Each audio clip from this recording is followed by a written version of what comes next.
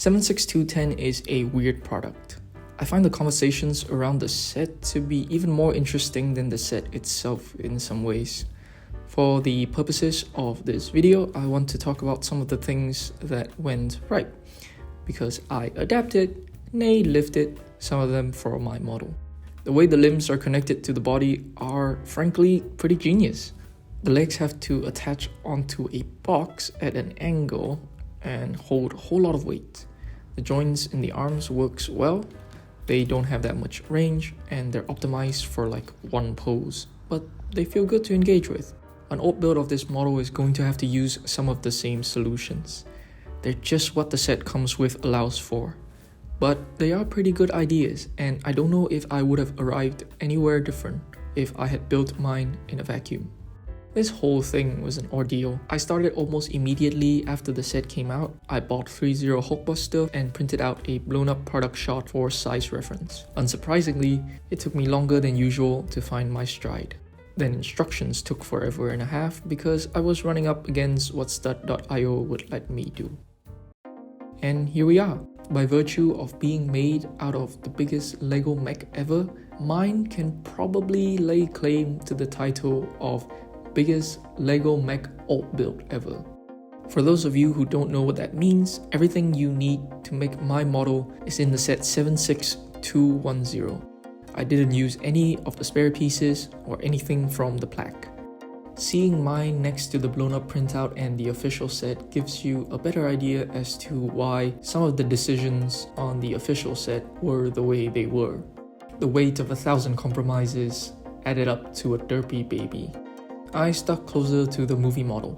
I mean, I better, that was the whole point of this exercise. The question was always going to be, what do I have to give up? For one, I couldn't quite preserve the flow of the building experience. You're going to have to ping pong between different viewpoints a lot, and a lot of things will stay flimsy for long stretches until you secure them later in the build. There's nothing too funky, but there are some stud.io sanctioned collisions in here. Putting 43 in is also like a whole thing. First, open the top, then open these prongs, then slide out the chest plate, then open these. For 43 itself, make sure that the back flaps are straight, bend the knees, but not all the way, flip the knee pads so it hugs the legs closer, and put the arms in this very specific position. Hook the heels under this plate and push 43 down all the way until you feel the legs buckle.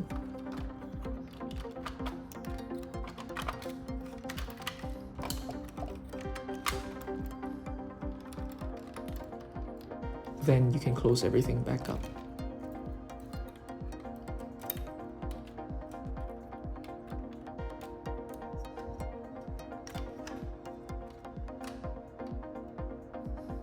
The lights are also not very friendly. These are pretty straightforward, but it's difficult to see them in bright light. You have to feel for the switch in the middle, and that can take some getting used to.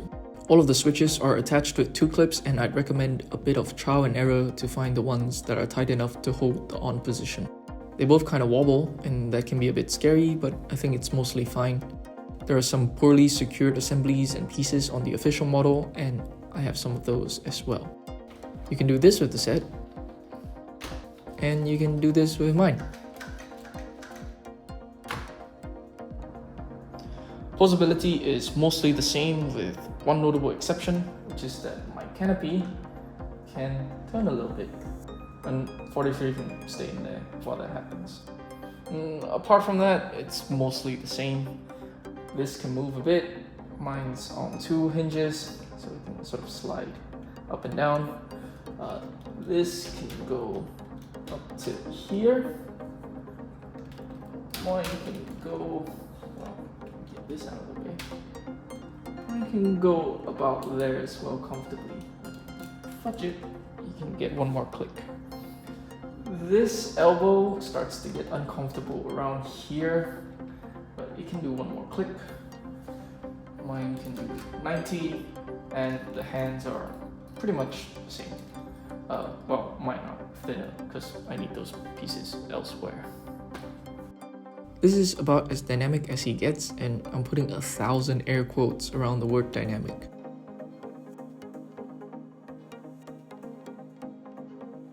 It's not much, but it's better than the official set.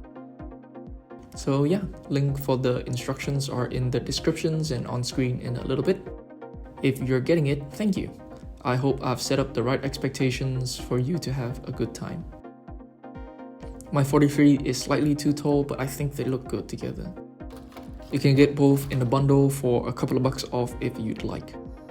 I want to say a special thank you to all of my test builders, and Siyun Daddy in particular.